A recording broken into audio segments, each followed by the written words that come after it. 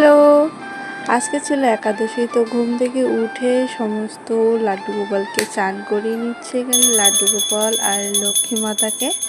এখানে চান করে নেবার পরে লাড্ডু গোপালের সিঙ্গার পুরোটা তোমাদের সাথে শেয়ার করলাম। আর রয়েছে আমার লক্ষ্মী মাকে আমি সুন্দর করে এই লাল ড্রেসটা পরিয়েছি।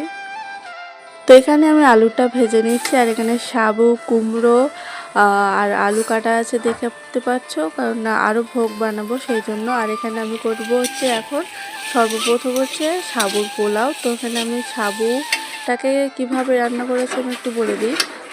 এখানে দিয়েছি আমি কাঁচা লঙ্কা বাদাম একটু তেলের উপরে, তারপরে হচ্ছে সাবুটাকে দিয়ে দিয়েছি। আর এখানে করছিলাম তখন হচ্ছে আলু আর বাদাম সিদ্ধ। আর এখানে রয়েছে হচ্ছে তোমার একটু ঘি গরম করে নিয়েছি কড়াইতে, কারণ কুমড়োর তরকারি রান্না করতে হবে। একটু ফোড়ন দিয়েছি তেজপাতা আর হচ্ছে শুকনো লঙ্কা, তারপরে হচ্ছে দিয়েছি আমি আদা একটু। আর কুমড়োটাকে ভালোভাবে ধোয়ার পরে সেই কুমড়োটা আমি দিয়ে দিয়েছি কড়াইতে। আর এখান থেকে 1 থেকে 1.5 কাপ মতন আমি গ্লাস মতন জল দিয়েছি।